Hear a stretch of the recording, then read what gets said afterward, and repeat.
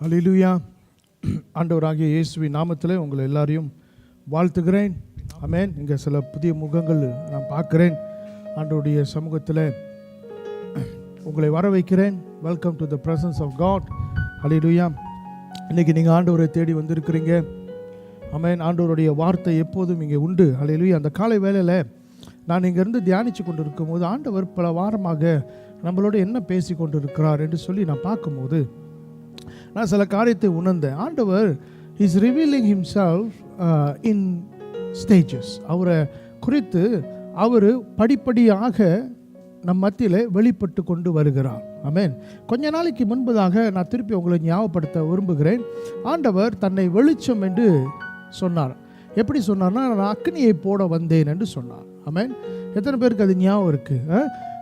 Confusion மத்தியில், குழப்பத்தின் மத்தியில் ஆண்டவருடைய வெளிச்சம் நமக்கு, ஆண்டவர் வெளிச்சமாக இருந்து அந்த சூழ்நிலைமையிலிருந்து நம்மளை வெளியே கொண்டு வார். அப்போ நானே வெளிச்சம் என்று சொன்னார். அப்புறம் கொஞ்ச நாள், ஒரு வாரம் கழித்து ஆண்டவர் எல்லா ஆயத்தங்களும் செய்தவராக இந்த இடத்துல வெளிப்பட்டார். I prepared everything for you. அல்லேலூயா. ஆமென். ஸோ ஆண்டவர் இந்த பூமியை உருவாக்கும் பொழுது எல்லாத்தையும் உருவாக்கி தான், 5 நாட்கள் உருவாக்கி தான் 6வது நாளிலே மனுஷனுடைய கரத்தில் ஆண்டவர் கொடுத்தார் என்று சொன்னேன். So he is the provider or God who prepares. ஆண்டவருக்கு எதுவுமே சடனாக ஒரு ஆச்சரியம், ஐயோ இதை நான் செய்ய மறந்துட்டேன்னு ஆண்டவர் அப்படியாப்பட்டவர் அல்ல. எல்லாத்தையும் முன்கூட்டியாகவே ஆண்டவர் ஆயத்தப்படுத்தி இருக்கிறார். ஆகையால் மனுஷனுடைய வீழ்ச்சியை அறிந்த தேவன் உலகம் தோன்றுவதற்கு முன்பதாக ஒரு பலியை ஆண்டவர் ஆயத்தப்படுத்தி வைத்திருந்தார். ஆமென். அடுத்து நம்ம பார்த்தோம், ஆண்டவர் வாசல் என்று சொல்லி இந்த இடத்துல வெளிப்பட்டார். எப்படின்னு சொன்னால், நான் நிறைய வாசல்களை திறந்து வைத்திருக்கிறேன், ஒவ்வொரு வாசல்லையும் வித்தியாசமான ஒரு காரியத்தை ஆண்டவர் வைத்திருக்கிறார் என்று சொல்லி பேசினார். அதே வேளையில் ஒரு வாசல் என்னுடைய சிங்காசன அறை என்று சொல்லி ஆண்டவர் நம்மளை அங்கே அழைத்தார். ஆமென். போன வாரம் நம்ம பார்த்தோம், ஆண்டவர் நானே உங்களுடைய விசுவாசத்தின் துவக்கமும் முடிவுமாய் இருக்கிறேன். I am the author of faith என்று சொல்லி போன வாரம் பார்த்தோம். நம்ம கண்களை ஆண்டவராகிய இயேசு கிறிஸ்து மேலே வைத்து நம்ம ஓட்டத்தை பொறுமையாய் ஓட கடவோம் என்று சொல்லி போன வாரம் நம்ம பார்த்தோம். ஸோ இதை நான் யோசித்து பார்க்கும்போது எனக்கு ரொம்ப ஆச்சரியமாக இருக்கிறது.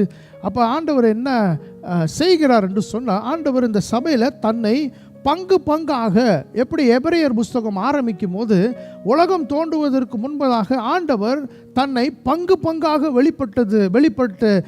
வெளிப்படுத்தினது போல, அந்த வசனத்தை வாசிப்போம். எபிரேயர் புஸ்தகத்துக்கு போவோம். இந்த வசனம் எனக்கு ஞாபகம் வருகிறதுனால நம்ம போவோம். Hebrews chapter 1.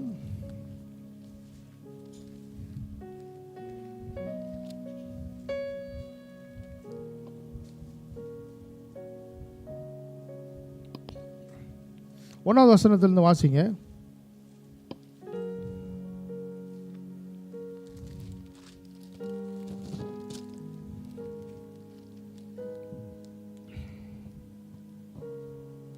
பூர்வ காலங்களில் பங்கு பங்காகவும், எப்படி பங்கு பங்காக, எப்படி வகை வகையாக வேரியஸ் வேஸ்.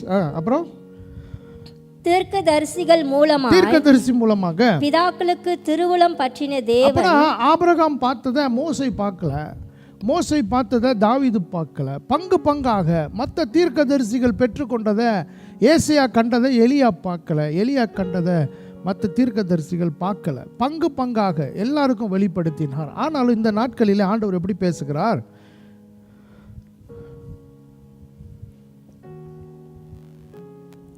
இந்த கடைசி நாட்களில் குமாரன் மூலமாய் இயேசு கிறிஸ்து மூலமாய் நமக்கு திருவுளம் பற்றினார். இவரை சர்வத்துக்கும் சுதந்திரவாளியாக நியமித்தார்.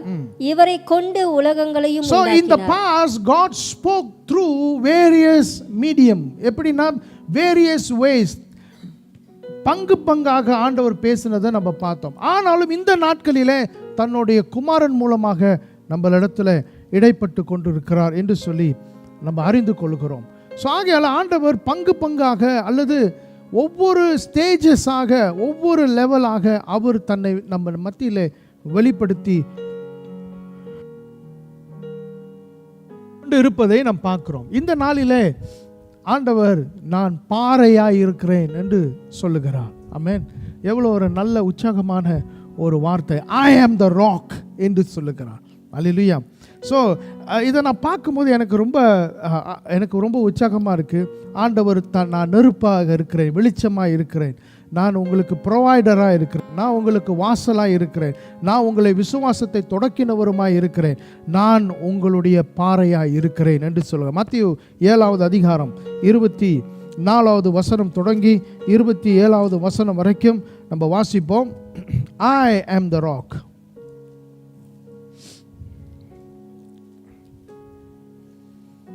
So you are learning something. இந்த சபைக்கு நீங்கள் தொடர்ந்து வருவீர்களானால் வசனத்தில் ஒவ்வொரு வாரமும் நீங்கள் என்னவாகிறீங்க, நிரப்பப்படுகிறீர்கள். ஒவ்வொரு வாரமும் ஒவ்வொரு கட்டமான ஒரு வெளிப்பாடை உங்களுக்கு ஆண்டவர் கொடுத்து கொண்டு இருக்கிறார். இங்கிருந்து ஆண்டவர் பேசி கொண்டு இருக்கிறார்.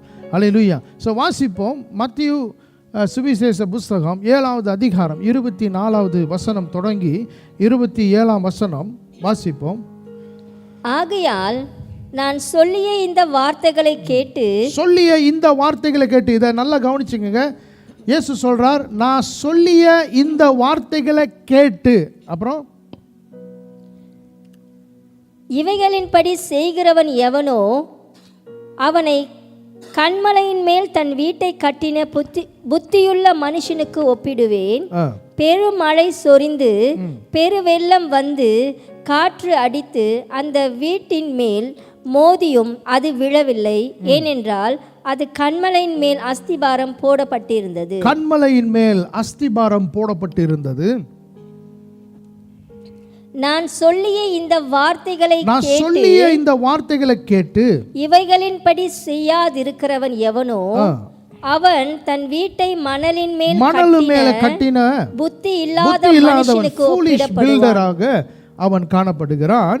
அப்பொழுது மழை வந்தது, பெருமழை சொரிந்து பெருவெள்ளம் வந்து காற்று அடித்து அந்த வீட்டின் மேல் மோதின போது அது விழுந்தது, விழுந்து முழுவதும் அழிந்தது என்றார். விழுந்து அழிந்தது. அல்லேலூயா. பிரியமானவர்களே, இந்த காலை வேளையில ஆண்டவர் நம்ம வாழ்க்கை எது மேல கட்டப்பட்டிருக்கிறது என்பதை ஒரு பரிசோதனை செய்யும்படி நம்மளை அழைக்கிறார்.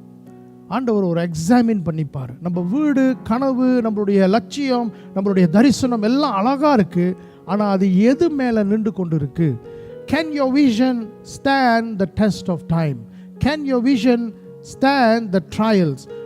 உங்கள் வாழ்க்கையில் இருக்கிற அந்த வாஞ்சை, தரிசனம், ஆசைகள், கனவுகள், இவைகள் போராட்டத்தை சந்திப்பதற்கு ஆயத்தமாக இருக்கிறதா என்று சொல்லி நம்ம பார்க்க போகிறோம். எல்லாருக்கும் கனவு இருக்கு. எல்லா கனவும் இப்படியே நிறைவேறுகிறது அல்ல. அல்லேலூயா.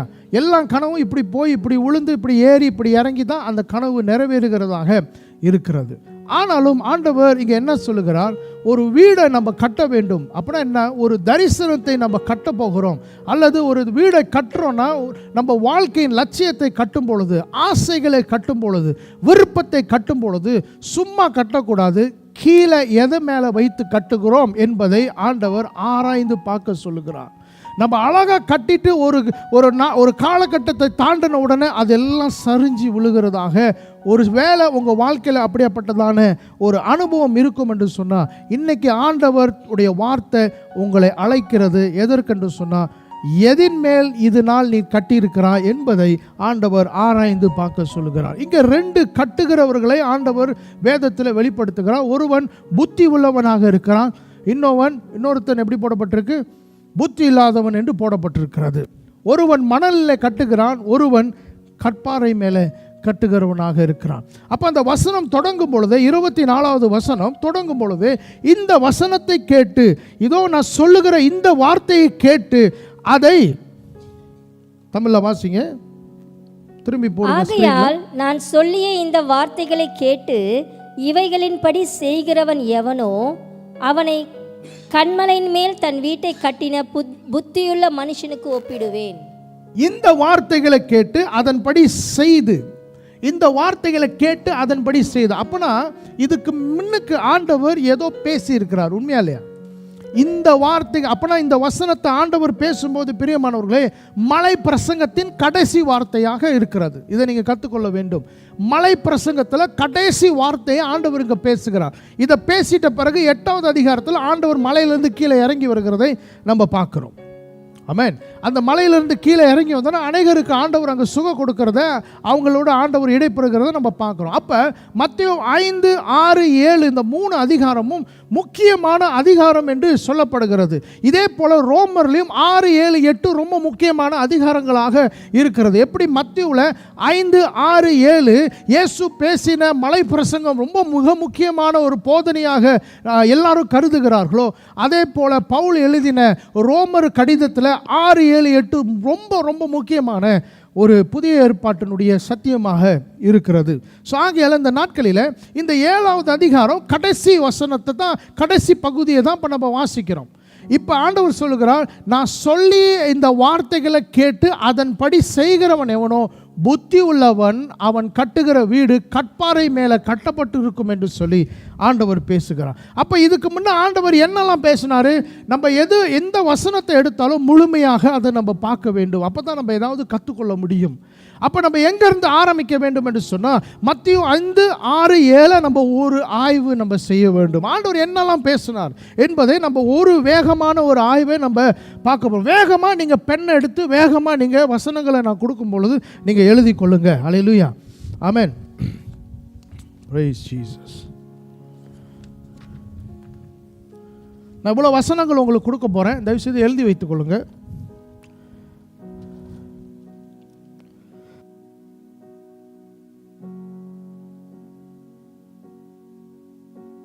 இந்த வார்த்தைகளை ஒருவன் கேட்டு அதன்படி செய்கிறவன் புத்தி உள்ளவன். அப்ப நான் சொல்லின அந்த வார்த்தைகள் என்னென்னவைகள், மத்தேயு 5வது அதிகாரத்துக்கு நம்ம கடந்து போவோம்.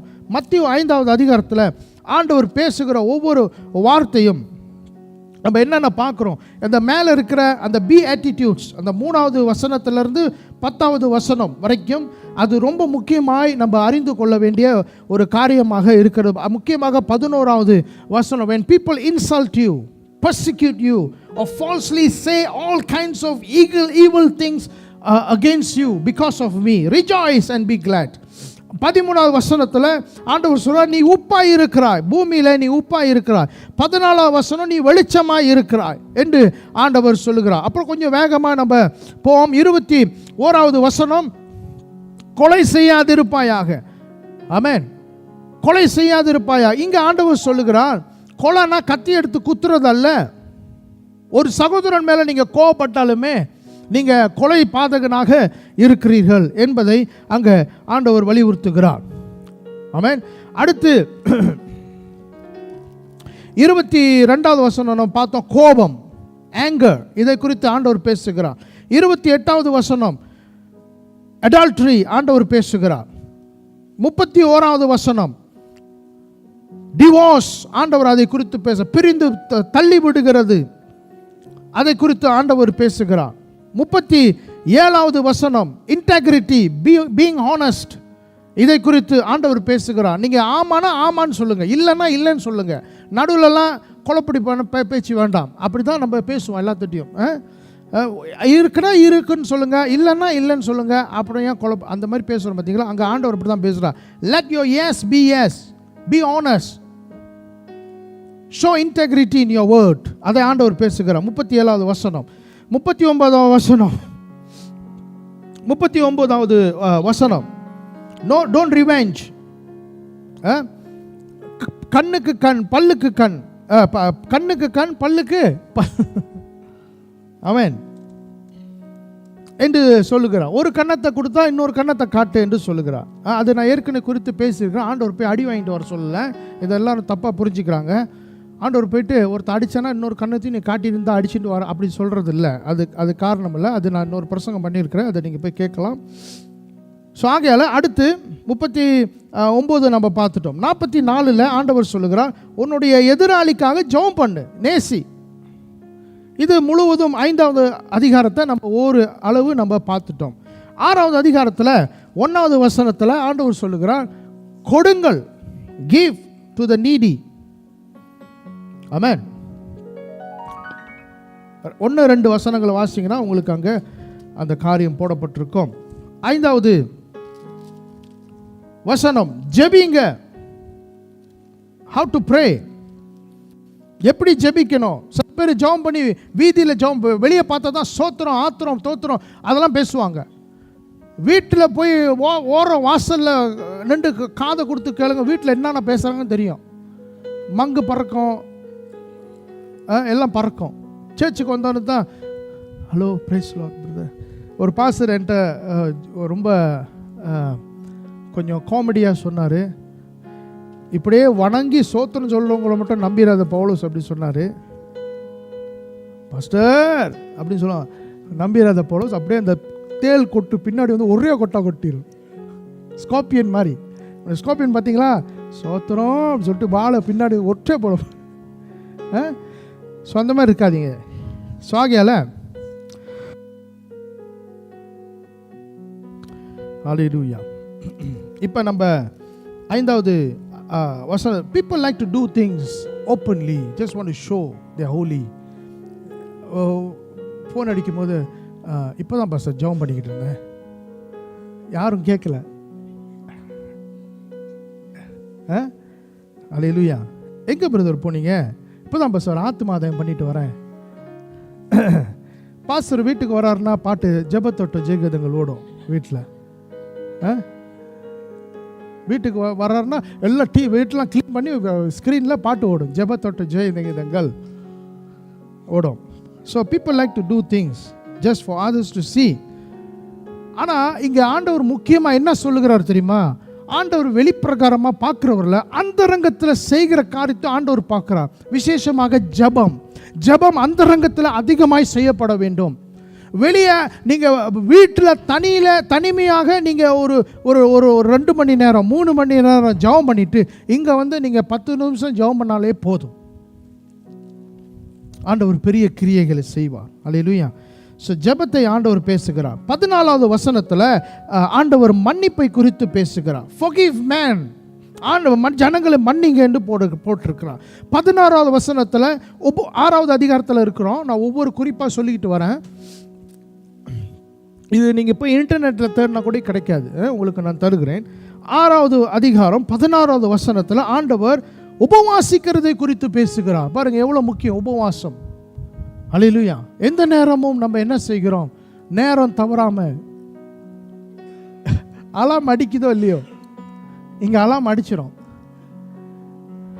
இது வந்து ப்ரோக்ராம்.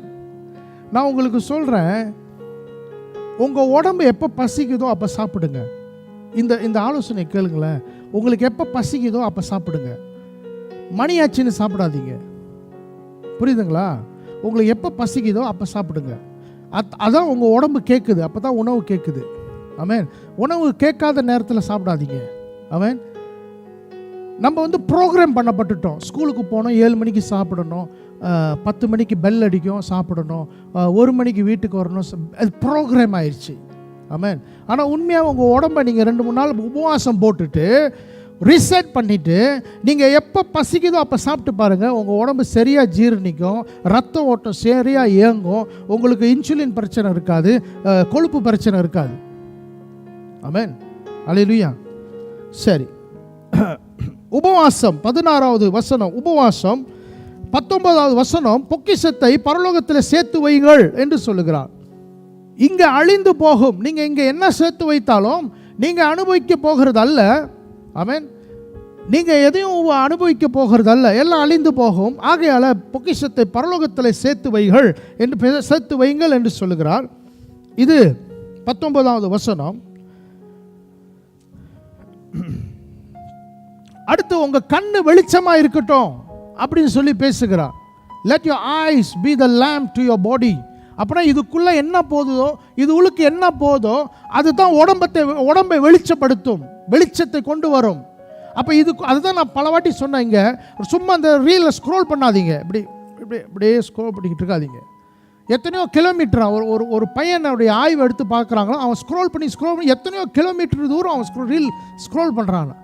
அதை கரெக்டாக நீங்கள் சொன்னால் எனக்கு இந்த இப்போ ஞாபகம் இல்லை அந்த ஸ்டாட்டிஸ்டிக்ஸ். 10-12 கிலோமீட்டர் போல், that long. In 2 hours, 3 hours they watch, they scroll 10-11 kilometers of reels. So அவ்வளவும் உள்ள போகிறது. தயவுசெய்து இந்த டிக்டாக்கு இதெல்லாம் வந்து நீங்கள் முடிஞ்ச அளவுக்கு, நாங்கள் இது வரைக்கும் டிக்டாக் என்கிட்ட இல்லை, நான் பாவிக்கிறதும் இல்லை. ஸோ தயவுசெய்து அதெல்லாம் கொஞ்சம் அவாய்ட் பண்ணுங்கள். பட் நம்ம சர்ச்சுக்கு வந்து இப்போ அவசியம் இருக்கிறதுனால நான் அடுத்த வருஷத்துலேருந்து ஒரு சோஷியல் மீடியா காரியங்களை நம்ம செய்ய போகிறோம். இந்த பிரசங்கத்தை கட் பண்ணி இப்படி டிக்டாக்ல ஷேர் பண்ணுவதற்கு. ஸோ அதுக்கு வேணால் நம்ம உபயோகப்படுத்தலாம். ஆனால் படு மோசமாக இருக்கிறது இந்த டிக்டாக் காரியங்கள். ரொம்ப மோசமான ஒரு காலகட்டத்தில் நம்ம இருக்கிறோம். 10 வீடியோ வந்துச்சுன்னா அதில் ஒன்று வந்து கண்டிப்பான ஏதாவது ஒரு ஆபாசமான ஒரு வீடியோவை அங்கே பிசாசு அங்கே சொருவி வைக்கிறான். நீங்களும் ஸ்க்ரோல் பண்ணிகிட்டே தான் இருப்பீங்க ஒழிய அது அப்புறம் அடுத்து என்ன வரப்போகுது உங்களுக்கு, அதுதான் அந்த எதிர்பார்ப்பு உங்களுக்கு உண்டாக்குது. அடுத்து என்ன அப்படியே காஞ்சி போய் ட்ரை ஆயிடுவீங்க. அல்லேலூயா. ஸோ ஆகையால் பிரியமானவர்களே, ஸோ நீங்கள் உங்கள் கண்ணுக்குள்ளே என்ன போகுதோ அதுதான் உங்கள் உடம்பை வெளிச்சமாக்கும். உங்கள் கண்ணில் என்ன பார்க்குறீங்களோ, என்ன உழுக்கு போதோ அதுதான் உடம்பை வெளிச்சமாக்கும். சில பேருடைய வாழ்க்கை பிரகாசமாக இல்லாததுக்கு காரணம் அவங்க என்னத்தை பார்த்துக்கிட்டு இருக்காங்கன்னு அர்த்தம். வசனத்தை பார்க்குறவங்க, தேவனுடைய காரியங்களை பார்க்குறவங்க, அவங்களுடைய வாழ்க்கை பிரகாசமாக கண்டிப்பாக இருக்கும். உங்கள் கண்ணுகளுக்கு என்ன போதோ அதை கண்டிப்பாக நீங்கள் செக் பண்ண வேண்டும். அல்லேலூயா. 22வது வசனத்தில் இருக்கிறோம். இப்படி நம்ம கீழே இன்னும் கொஞ்சம் போனோம் என்று சொன்னால், 2 எஜமானனுக்கு ஊழியம் செய்யாதீங்க. அதாவது பணத்துக்கும் தேவனுக்கும் ஊழியம் செய்யாதீங்க. 24வது வசனம். You cannot serve God and money. So money can take the place of God. காசு தேவனுடைய இடத்தை அது எடுக்கவும் முடியும். அதுக்கு அந்த கணத்தை நம்ம கொடுப்போம் என்று சொன்னால், நிறைய பேர் யாரை சேவிக்கிறாங்கன்னே தெரியல. who do you serve? கடவுளை எடுத்துட்டா கூட அவங்களுக்கு ஒன்றும் தெரியாது. they will like normal. காசை எடுத்துருங்க, அப்போ தெரிஞ்சிடும் யார் கடவுள் வாழ்க்கையில்.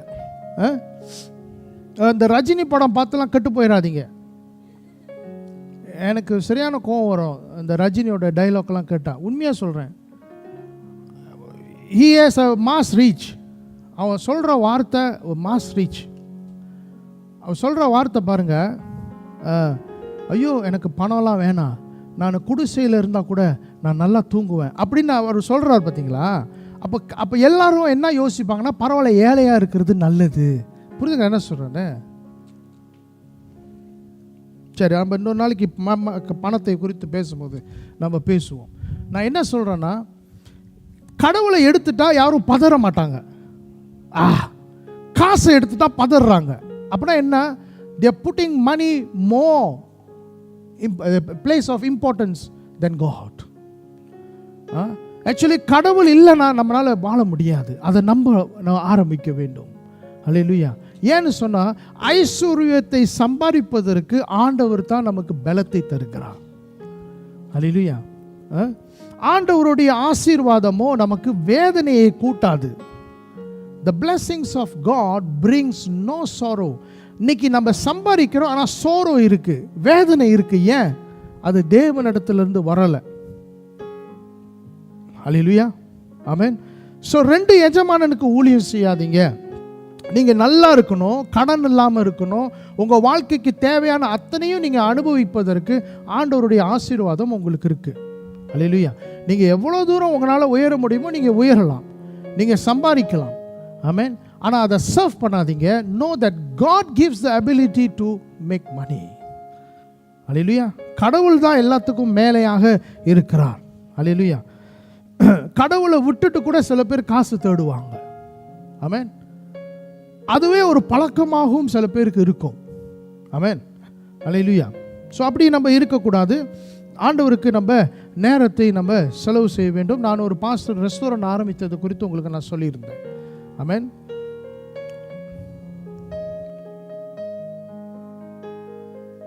அல்லேலூயா. சரி, இப்போ நம்ம 7வது அதிகாரத்துக்கு போயிடுவோம், வேகமாக போயிடுவோம். நான் ரொம்ப டைம் எடுக்க விரும்பலை. 7வது அதிகாரத்தில் ஆண்டவர் சொல்கிறார், நியாயம் தீர்க்காத, மற்றவனை நியாயம் தீர்க்காத என்று சொல்லுகிறார்.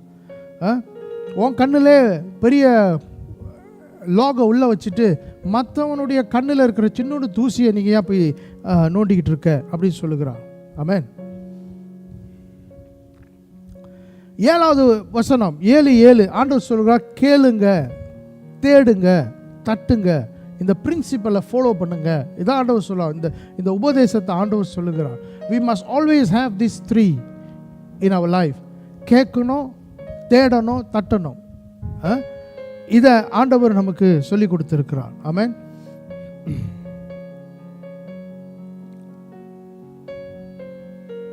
பதிமூணாவது வசனம், இடுக்கமான வாசல். இடுக்கமான வாசல் சின்னாங்க சம்பாதிக்கணும் என்கிறத பாருங்க. இந்த இடுக்கமான வாசலையும் இந்த விசாலமான வாசலையும் நம்ம எப்படி புரிஞ்சுக்கலாம்னா, நமக்கு புரிகிற பாசையில் பேசணும்னா, இந்த ஸ்கின் செப்பாட் கை நாளைக்கே நீங்கள் பணக்காரனாக ஆகலாம் அப்படின்னு சொல்கிறத நீங்கள் செய்யாதீங்க. அது அப்படி கிடையாது. ஆமென். அப்படிலாம் ஒன்றுமே கிடையாது. நாளைக்கே நீங்கள் பணக்காரனாக ஆகலாம். ஆகையால் இடுக்கமான வாசல் என்னன்னு சொன்னால், சில பிரயாசங்கள் அவசியமாக இருக்கிறது. உங்களுடைய அந்த இடுக்கமான வாசல் என்று சொல்லும்போது, when you go through the narrow path, உங்களுடைய உடம்பு அதுக்கு ஏற்றபடி இயங்க ஆரம்பிக்கும். You start to move according to the path. So when you come out, அந்த பாதையில் போயிட்டு நீங்கள் வெளியே வரும் பொழுது உங்களுடைய தோற்றம் மாறி இருக்கும். அதை தான் ஆண்டவர் சொல்லுகிறார். You will become a different person. Amen. நீங்கள் வித்தியாசமாக இருப்பீர்கள். விசாலமான வாசலில் எப்படி வேணாலும் நடந்து போகலாம். இடுக்கமான வாசலில் இப்படி கொஞ்ச நேரம் போகணும், இப்படி குனியணும், இப்படி அதைத்தான் ஆண்டவர் சொல்லுகிறார். அப்போ நீங்கள் அந்த பாதையை கடந்து வந்த உடனே உங்களுடைய உடம்பு அதுக்கு ஏற்றபடி இயங்க ஆரம்பிக்கும். You will fit to that practice. You will fit to that training. Hallelujah. அந்த ப்ரோக்ரஸில் நீங்கள் பூந்து வெளியே வரும்போது வேற மனுஷனாக இருப்பீங்க. ஆனால் அழிவுக்கு போகிற வாசல் ஆரம்பத்திலே அப்படி தான் இருப்பான், கடைசியிலும் அப்படி தான் இருப்பான். அப்படியே விழுந்துருவான். மாறலை, எதுவுமே மாறலை. அல்லேலூயா. இடுக்கமான வாசலில் போகிறவர்களுக்கு அவங்களுடைய வாழ்க்கையில் பொறுமையை கற்றுக் கொடுக்கும், என்டியோர் பண்ண கற்றுக் கொடுக்கும். அது இன்னும் போராடணுங்கிறத சொல்லி கொடுக்கும். அதான் ஆண்டவர் சொல்ல, இடுக்கமான வாசலில் நம்ம நுழைந்து வர வேண்டும். ஆமென். அல்லேலூயா. பிரியமானவர்களே, எதுவுமே நமக்கு சின்னாங்க கிடைக்கல ரட்சிப்பை தவிர. அதுவும் சில பேருக்கு ரொம்ப போராட வேண்டியதாக தான் இருக்குது. ரட்சிப்பு இலவசமாக சுலபமாக கிடைச்சிருந்தாலும் சில பேரை நம்ம வற்புறுத்த வேண்டியது, ஐயா இயேசு நல்லவரியா, இயேசு தாயா ஆண்டவர்னு சொல்ல வேண்டிய அவசியம் நமக்கு எப்போதும் இருக்கிறது. அதை தவிர்த்து, ரட்சிப்பை தவிர்த்து மற்ற எல்லாமே நம்ம ஒர்க் பண்ண வேண்டும். அல்லேலூயா. அதான் இடுக்கமான வாசல் என்று ஆண்டவர் சொல்லுகிறார். ஓகே. ஸோ ஆகையால் அடுத்து 15வது வசனத்தில் கள்ள தீர்க்கதரிசிகளை குறித்து ஆண்டவர் பேசுகிறார். அடுத்து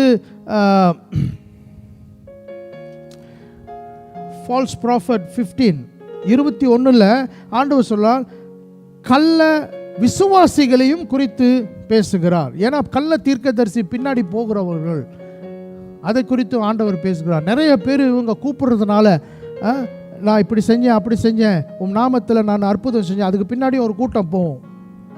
many will say, தீர்க்க தரிசனம் சொன்ன அந்த தீர்க்க தரிசனம் கேட்டு ஒரு கூட்டம், பிசாசை ஓட்டுன அந்த பிசாசை ஓட்டுனது ஒரு கூட்டம், அற்புதங்கள் அந்த அற்புதம் பின்னாடி ஒரு கூட்டம். ஸோ கள்ள தீர்க்கதரிசிகள், கள்ள தீர்க்கதரிசிகள், கள்ள விசுவாசிகள். அல்லேலூயா. இதை ரெண்டையும் ஆண்டவர் பேசுகிறார். இதெல்லாம் பேசிட்டு தான் 5, 6, 7 இந்த 3 அதிகாரத்தையும் பேசிட்டு தான் கோபம், இச்சை, திருமணம், உண்மை, பழி வாங்குதல், எதிரிகளை நேசிப்பது, கொடுப்பது, ஜெபிப்பது, மன்னிப்பது, உபவாசிப்பது, பரலோகத்தில் பொக்கிஷத்தை சேர்த்து வைப்பது, கண்ணை காத்து கொள்வது, நியாயம் தீர்க்காமல் இருப்பது, கேட்கிறது, தேடுகிறது, தட்டுகிறது, இடுக்கமான வாசல் வழியாக கடந்து வருகிறது, கள்ள தீர்க்கதரிசிகளை கண்டுபிடிக்கிறது, கள்ள விசுவாசிகளை கண்டுபிடிக்கிறதை குறித்து ஆண்டவர் பேசிட்டு தான் 24வது வசனத்தில் ஆண்டவர் சொல்லுகிறார், இந்த வசனங்களை எல்லாத்தையும் கேட்டு எவன் ஒருவன் தன்னுடைய வாழ்க்கையை கட்டுகிறானோ அவன் தான் கல்லின் மேலே வாழ்க்கையை கட்டுகிறதுக்கு அடையாளமாக இருக்கிறது.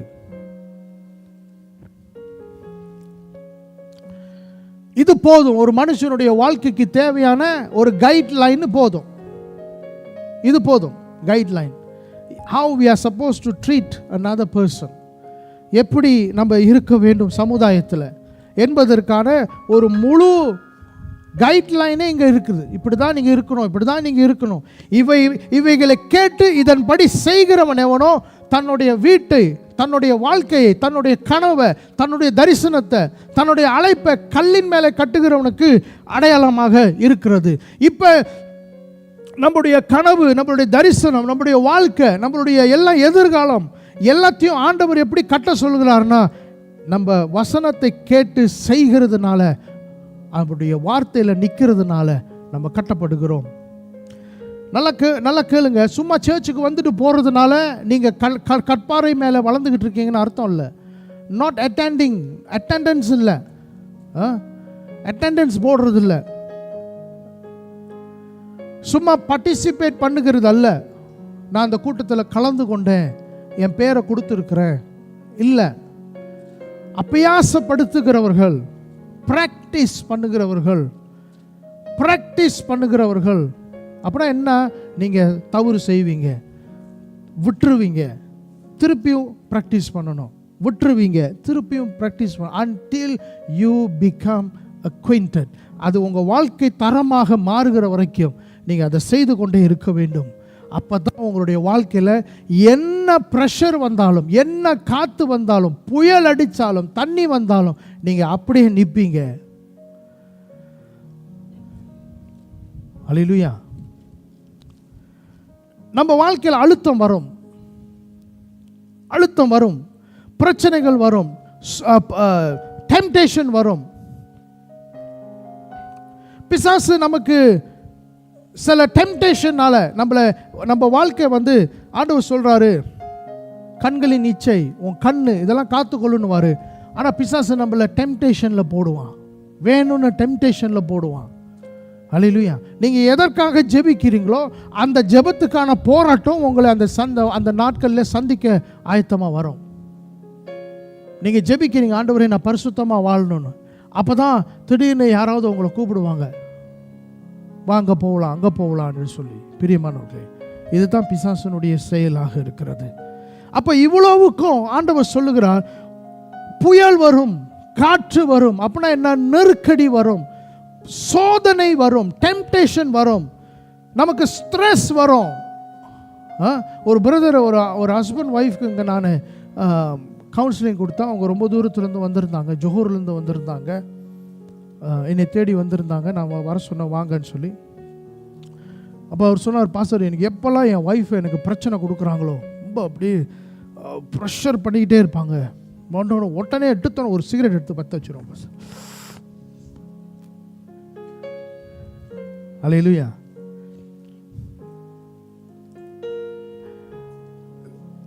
பிசாசு நம்மளை பாவத்தை தள்ளுவதற்கு ஒரு முக்கியமான ஆயுதம் stress. So when you are feeling stress, remember, அவங்களுக்கு அடுத்த போராட்டம் வருது. பிசாசு உங்களை ஏதோ தள்ள போகிறான்னு அர்த்தம். ஆமாம், இந்த பாரில் குடிக்கிறவங்களாம் போய் கேளுங்க, எல்லாம் இப்போ ஸ்ட்ரெஸ் தாங்க, ஒர்க் ஸ்ட்ரெஸ்.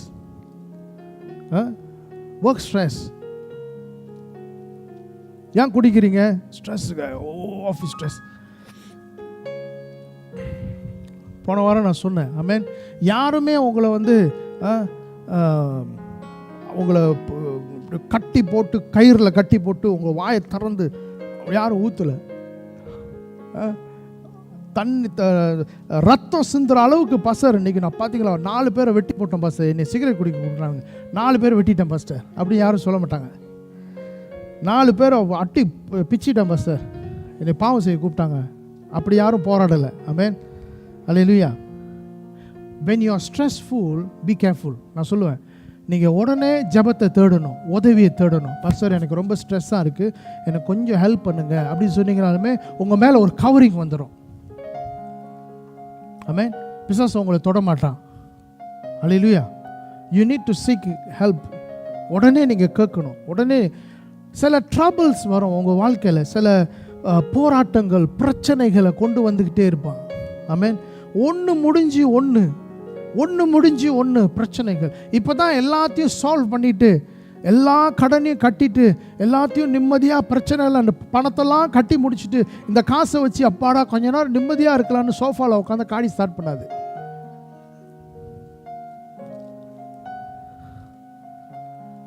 ஆமாம், எங்கள் அப்பா தான் நடந்துச்சு. அதான் சொல்கிறேன்.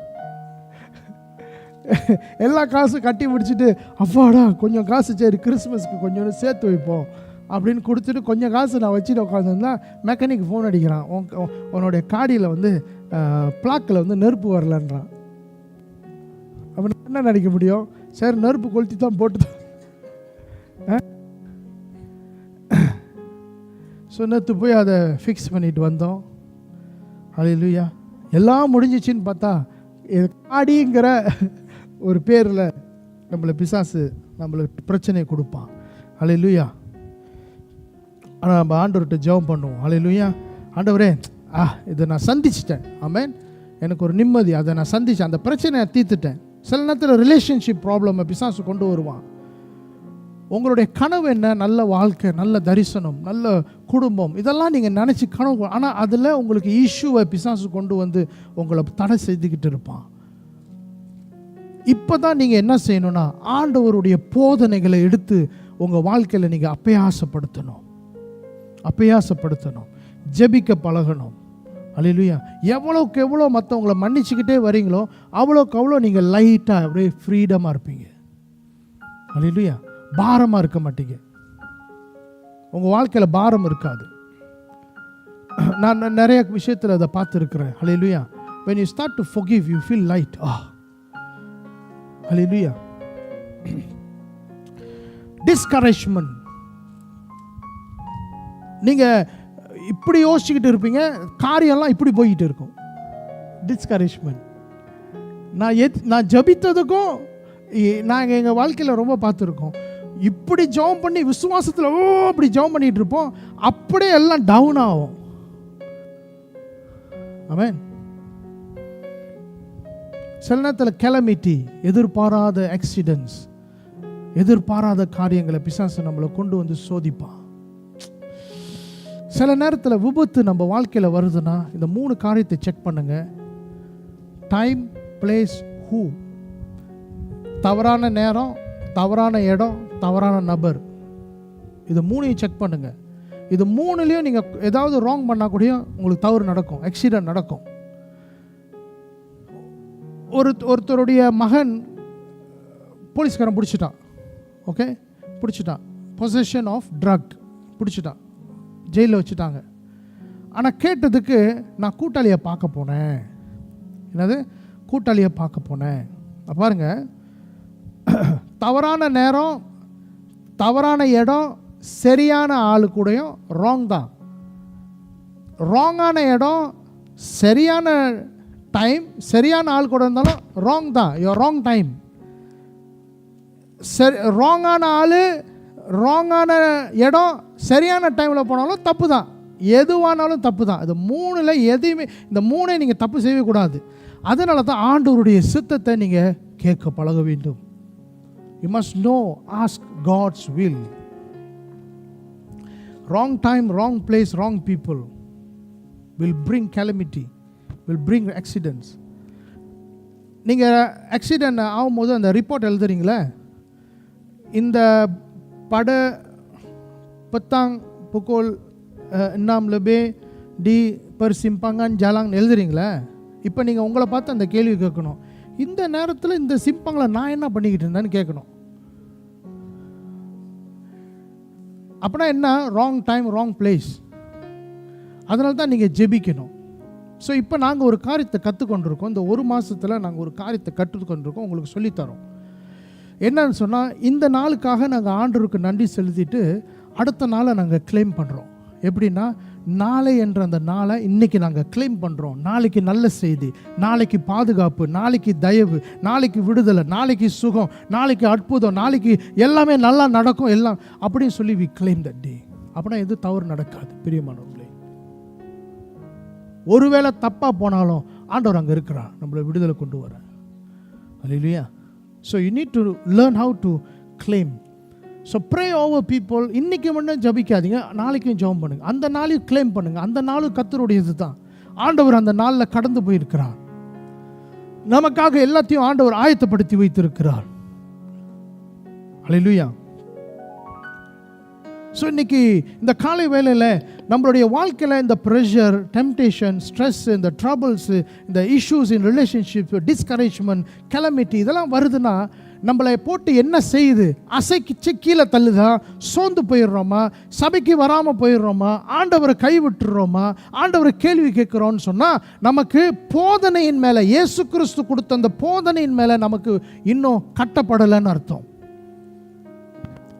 சில பேர் பாருங்க, என்ன நடந்தாலும் அசையவே மாட்டாங்க, சந்தோஷமாக இருப்பாங்க, சிரிச்சுக்கிட்டே தான் இருப்பாங்க, உற்சாகமாகவே தான் இருப்பாங்க. ஏன்னா அவங்களுக்கு தெரியும் ஆண்டவருடைய வார்த்தை சொன்னால் அது நடக்கும்.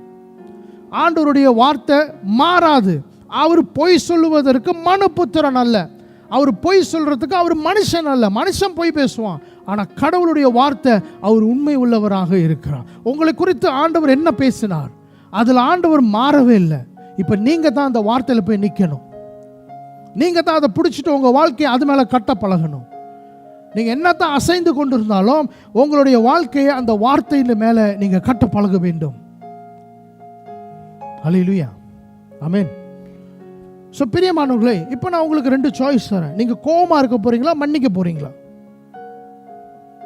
சூஸ்.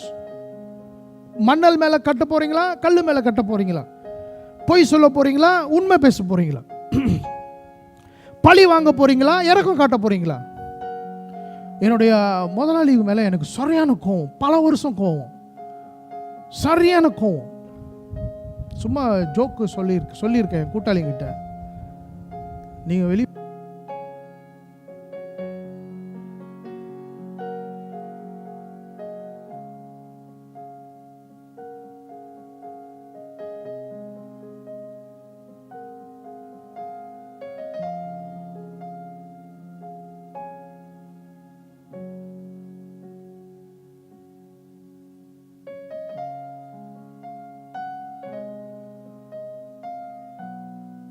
இல்லை, சும்மா அப்படி ஜோக்காக சொன்னேன். ஏன்னா எனக்கு அவ்வளோ கோவம்.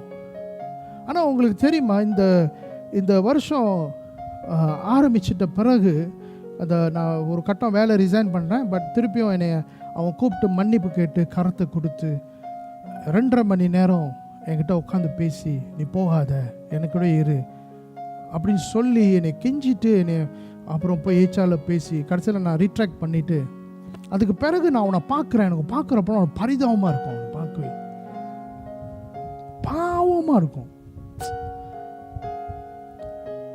அப்படி ஒரு இது வந்தோடனே எனக்கு அவன் மேலே இருக்கிற கசப்பு ஓரளவு மறைஞ்சிருச்சு. இப்போ அவன் எது கூப்பிட்டாலும் பரிதாபலாம் அப்படின்னு தான் நான் அவனை பார்க்குறேன் ஒழிய, சில பேர் பாஸ் கூப்பிட்டானா கூப்பிட்றானோ அப்படின்னு சொல்கிறத விட்டுட்டு அவன் என்ன கடந்து போகிறானோ, அவன் வாழ்க்கையில் என்ன போராட்டம் இருக்கும் அப்படி நம்ம பழகணும். ஆமென். ஸோ சூஸ் பண்ணுங்க. You want to show revenge or kindness? You want to be stressful or keep your faith? ஒடுக்கப்பட்டுக்கிட்டே இருக்க போறீங்களா, இல்லை விசுவாசத்தை காத்துக்கொள்ள போறீங்களா? வெறுக்க போறீங்களா, அன்பா இருக்க போறீங்களா? பகைக்க போறீங்களா, நேசிக்க போறீங்களா?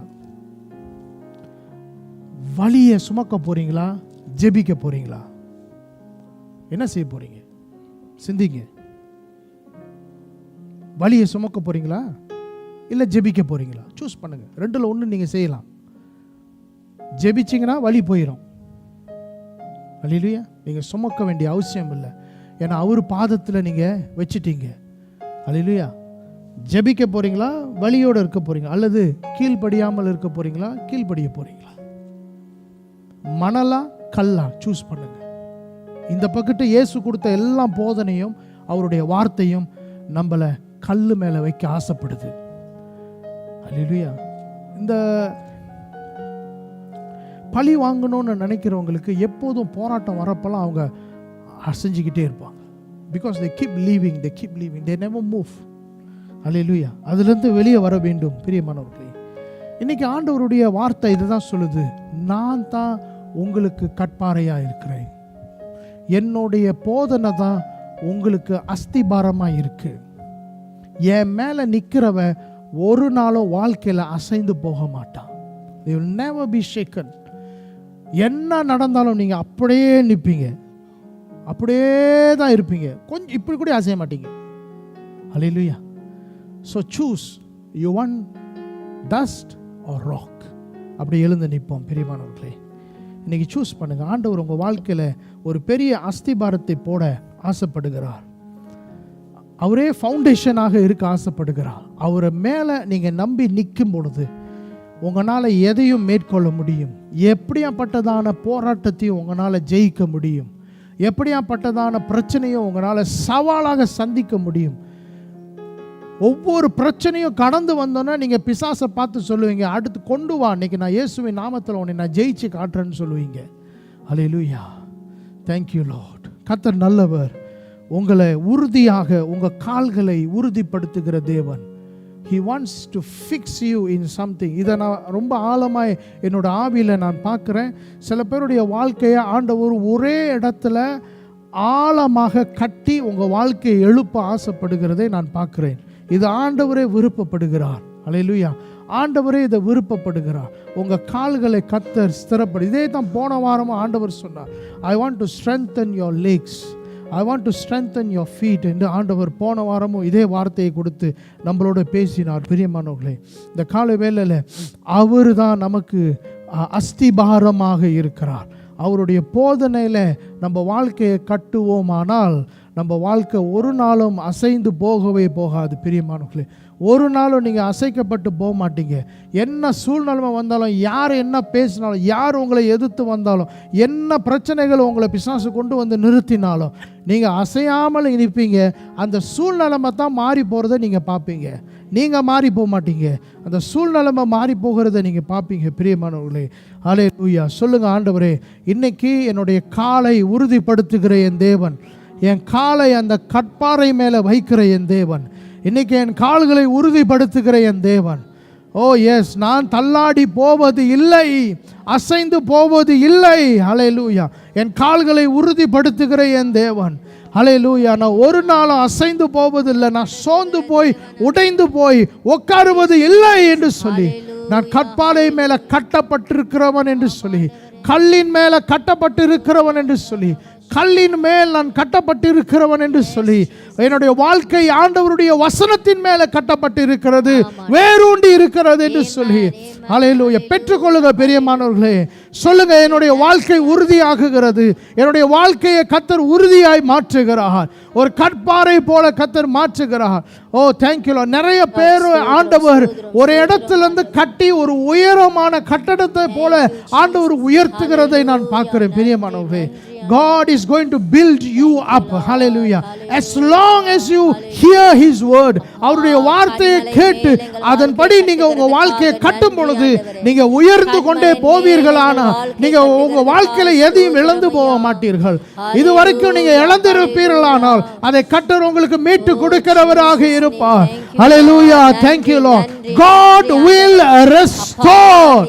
ஆண்டவர் அதை திருப்பியும் உங்களுக்கு தருகிறவராக இருக்கிறார். God will restore. Hallelujah. Thank you Lord. Thank you Lord. ஆண்டவரே, இந்த காலை வேளையில ஆண்டவர் எங்களை கட்டி எழுப்ப போறதுக்காக நன்றி செலுத்துகிறேன். இன்னைக்கு ஆண்டவர் அஸ்திபாரம் போடுகிறார். வரப்போகிற வருஷத்துல நீங்க எழும்புவதற்கு இப்பவே ஆண்டவர் அஸ்திபாரத்தை போடுகிறார். உங்க வாழ்க்கையில ஒரு பெரிய அஸ்திபாரத்தை கர்த்தர் போடுகிறார். சுத்தியும் சிமெண்ட ஊத்துகிறது போல, நீங்க நிக்கிற காலு மேல சிமெண்ட கர்த்தர் அள்ளி ஊத்துகிறது போல நான் பார்க்கிறேன். பிரியமானவர்களே, ஹல்லேலூயா. Thank you Lord. நீங்க அந்த இடத்துல இருந்து வேர் பிரிக்கப்படவே மாட்டீங்க. No one can uproot you. ஆண்டவர் உங்களை வைக்கிற இடத்துல உங்களை செழிக்க பண்ணுவார். நீங்க அந்த இடத்துல இருந்து அசைக்கப்பட யாரும் உங்களை தள்ளி விடவும் முடியாது. அந்த இடத்துல இருந்து யாரும் உங்களை எடுத்துறவும் முடியாது. ஹல்லேலூயா. Thank you Lord. Thank you Lord. Thank you Lord. ஆண்டவர் நம்மளை உறுதிப்படுத்துகிறார். ஓ thank you Lord. Thank you Lord. புதிய அஸ்திபாரத்தை ஆண்டவர் நமக்கு கொடுக்கிறார். திருப்பியும் நாங்க கட்டப்படுவதற்கு ஆண்டவர் நம்மளை திருப்பியும் கட்ட ஆரம்பிக்கிறார். ஓ thank you Lord. சில பேருடைய ஓட்டம் ஆண்டவர் இன்னொரு அஸ்திபாரத்தை ஆண்டவர் போடுகிறார். இதுவரைக்கும் நீங்க போட்டது உங்களுடைய ஓட்டம். நீங்க ஓடி ஓடி ஓடி ஓடி ஓடி ஓடி அசைந்து கொண்டே இருக்கிறீங்க. ஆண்டவர் சொல்றார், லீவ் தட், அந்த ஃபவுண்டேஷனை விட்டு இன்னொரு ஃபவுண்டேஷன் நான் போடுகிறேன் என்று ஆண்டவர் சொல்லுகிறார். I will put a new foundation for you. Hallelujah. Thank you Lord. Then your life will be built up from there. Hallelujah. சொல்லுங்க, ஆண்டவரே உங்க வார்த்தையை நாங்கள் கேட்கிறோம், நாங்கள் முழுமையாக எங்களை ஒப்பு கொடுக்கிறோம். ஹல்லேலூயா. ஒருவேளை நாங்கள் தவறு பண்ணினாலும் அதை தொடர்ந்து நாங்கள் விட்டுடாதபடிக்கு ஒவ்வொரு நாளும் நாங்கள் ஓடிக்கொண்டே இருப்போம், பொறுமையோடு ஓடுவோம். ஹல்லேலூயா. Thank you father, thank you father, thank you father. இந்த வந்த பிள்ளைகளை ஒவ்வொருத்தரையும் ஒப்பு கொடுக்கிறோம். ஹல்லேலூயா. Oh thank you father. எங்களுக்கு முன்பதாக படைக்கப்பட்டிருக்கிற இந்த ராப்போஜனத்துக்குள்ளே எங்களை மறுபடியும் ஒப்பு கொடுக்கிறோம்.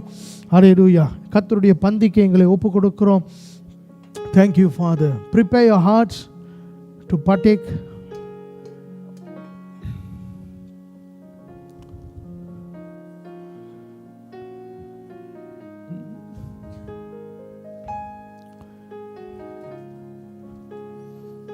Thank you Lord.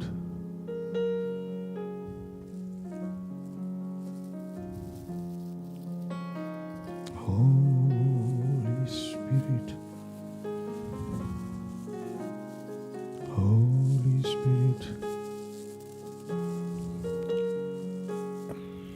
முதல் கீழ்ப்படிதலே ஆண்டவர் சொன்ன அந்த காரியம்தான் பிரியமானவர்களே. ஆண்டவர் சொன்னார், இதை நினைவு கூறுங்க அப்படின்னு சொன்னார். நீங்க என்னோடு அடக்கம் பண்ணப்பட்டிருக்கிறீங்க, என்னோடு உயிர்ப்பித்து இருக்கிறீங்க, அதை நினைவு கூறுங்க என்று சொன்னார்.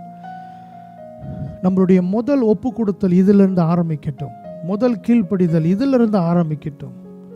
அப்பா, ஒருவனும் இதை அபாத்திரமாய் எடுத்துராதபடி தன்னைத்தானே சோதித்து ஆராய்ந்து பார்த்து இதில் பங்கெடுக்க கடவான். ஹல்லேலூயா. Let us search our heart. ஆண்டவரே, இது வரைக்கும் உங்களை அஸ்திபாரமாக வைக்காம போயிட்டோம், எங்களை மன்னிங்கப்பா, மனம் திரும்புகிறோம். எல்லாவற்றுக்கும் அஸ்திபாரம் நீங்கள் தான். எங்கள் வாழ்க்கையை தொடக்கினவரும், எங்கள் விசுவாசத்தை தொடக்கினவரும், எங்களுக்கு வாசலாக இருக்கிறவரும், எங்களுக்கு வெளிச்சமாக இருக்கிறவரும், எங்களுக்கு அப்பமாக இருக்கிறவரும் நீர். எங்களுக்காக இரத்தத்தை சிந்தினீரே, உடைய சரீரத்தை பிக்க ஒப்பு கொடுத்தீரே, உமக்கு நன்றி செலுத்துகிறோம். ஹல்லேலூயா. இதை நாங்கள் ஏற்றுக்கொள்ளும் பொழுது, ஓ தேங்க்யூ லார்ட், உம்முடைய போதனைகளை, வார்த்தைகளை ஏற்றுக்கொள்கிறோம், அதற்கு ஒப்பாய் இருக்கிறோம் அப்பா. Thank you Lord. இதை இயேசு கிறிஸ்துவின் நாமத்தில் ஒப்பு கொடுக்கிறோம். ஓ தேங்க்யூ லார்ட். பரிசுத்தப்படுத்துவீராக. இது இனி திராட்சை ரசம் இல்லை, இது வெறும் அப்பம் இல்லை, இது உங்களுடைய ரத்தம், உங்களுடைய சரீரத்துக்கு அடையாளமாய் இருக்கிறது. பிதா, குமாரன், பரிசுத்த ஆவி நாமத்தில் இதை ஒப்பு கொடுத்து ஜெபிக்கிறேன் நல்ல பிதாவே. ஹல்லேலூயா. நீங்கள் எல்லாரும் ஒவ்வொருத்தராக வந்து இதை பெற்றுக்கொண்டு உங்கள் இடத்துக்கு நீங்கள் திரும்பி கடந்து போங்க. இயேசுவை தவிர வேறு தெய்வம் இல்லை, அதுக்காகவே என்னுடைய வாழ்க்கையை நான் ஞானஸ்தானத்தில் ஒப்பு கொடுத்துருக்கிறேன் என்று சொல்லுகிறவர்கள் நீங்கள் வந்து இதில் பங்கெடுக்க வேண்டும். Thank you lord, thank you lord Jesus, thank you lord. ஹல்லேலூயா.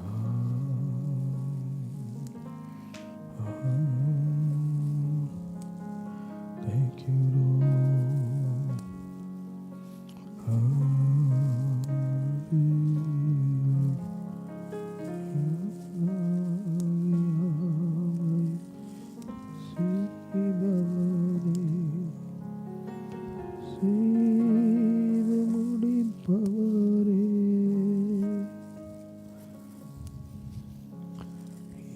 ஜீவனே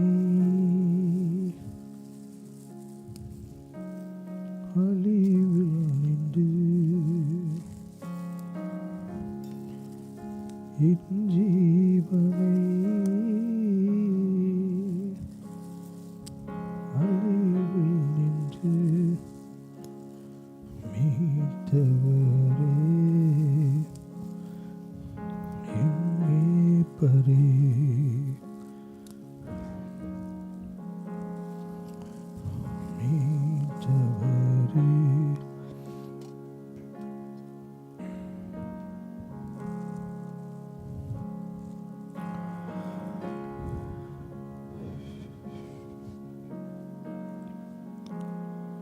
பிரியமானவர்களே, உங்கள் கையில் இருக்கிறது இவ்வளோ நேரம் நான் பேசின அந்த வார்த்தைக்கு சொந்தக்காரருடைய உடம்பும் ரத்தமும்.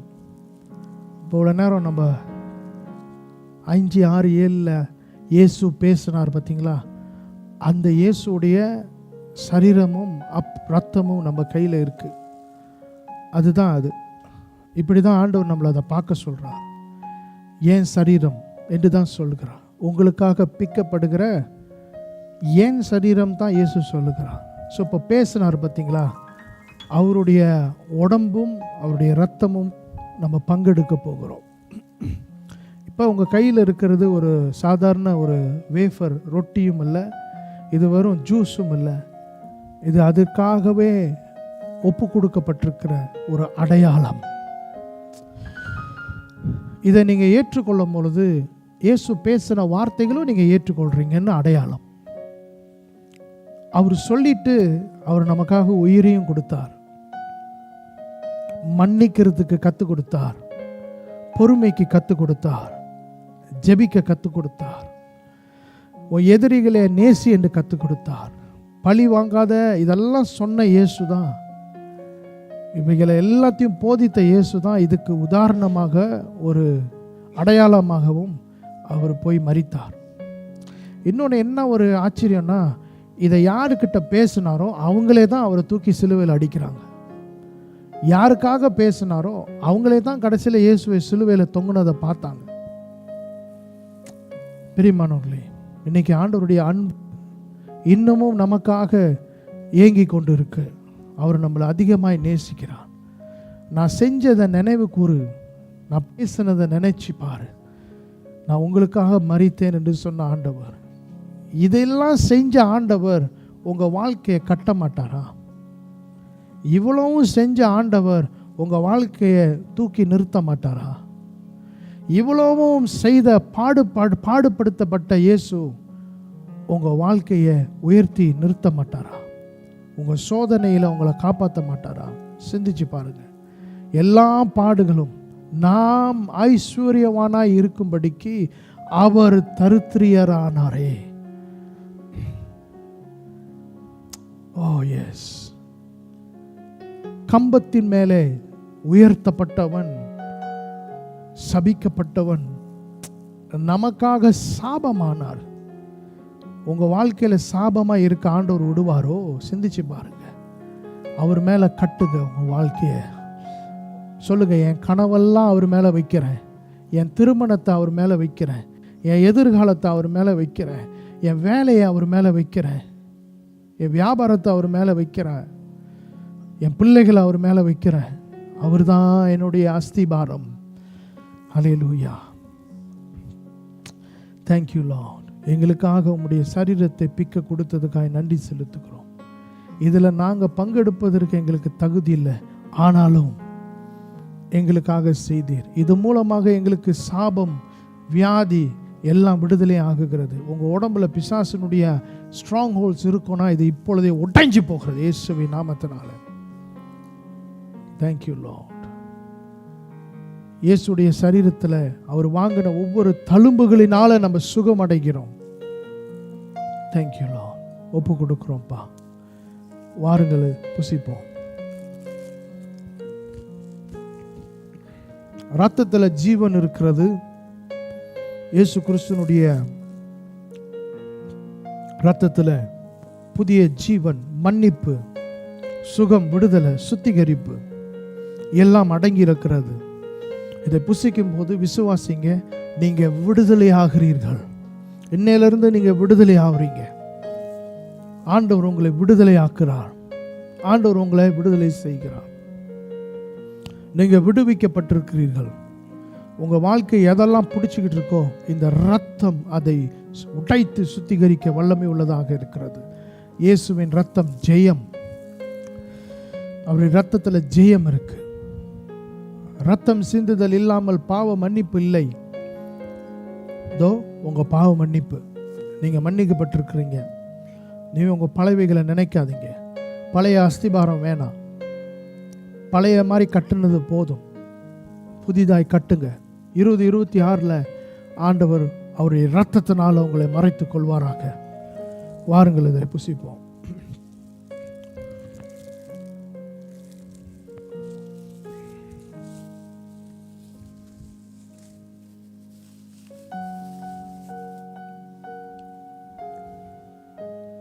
ஹல்லேலூயா.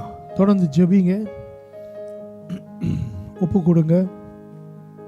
எவ்வளோ பெரிய பாக்கியத்தை ஆண்டவர் நமக்கு கொடுத்திருக்கிறார், எவ்வளோ பெரிய நிச்சயத்தை ஆண்டவர் நமக்கு கொடுத்திருக்கிறார். சுகமானதை பெற்றுக்கொள்ளுங்க. சொல்லுங்க, இயேசுடைய ரத்தம் நம்மளைக்குள்ள அது பாய்ந்ததுனால இன்னைக்கு நான் விடுவிக்கப்பட்டிருக்கிறேன். என் இருதயம் சுத்திகரிக்கப்பட்டு வலியிலிருந்து விடுதலை, கட்டிலிருந்து விடுதலை, பாரத்திலிருந்து விடுதலை, போராட்டத்திலிருந்து விடுதலை. Oh thank you lord, thank you lord, thank you lord. சபையை ஆசீர்வதித்ததுக்காய் நன்றி, சபையை விடுதலை செய்ததுக்காய் நன்றி. தேங்க்யூ. ஒவ்வொருத்தரையும் தொட்டதுக்காய் நன்றி அப்பா. ஒப்பு கொடுக்கிறோம். ஹல்லேலூயா. இயேசுவின் நாமத்தில் வேண்டி ஜெபிக்கிறோம் நல்ல பிதாவே. ஆமென், ஆமென், ஆமென். ஹல்லேலூயா. எத்தனை பேர் உற்சாகமாக இருக்கிறீங்க? ஹல்லேலூயா. ஆத்தர் உண்மையிலே நல்லவர். அவர் சொல்கிற அவருடைய வார்த்தை எதுவுமே மாறாது. இப்போ நம்ம ஆண்டவரை ஆராதிக்கிற நேரம், ஆண்டவருக்கு கொடுக்குற நேரம். உற்சாகமாக கொடுங்க. ஹல்லேலூயா. வேலை செய்கிற நீங்கள் கட்டாயம் நீங்கள் தசம பாகங்கள் அதை நீங்கள் உண்மையாக இருக்க வேண்டும்.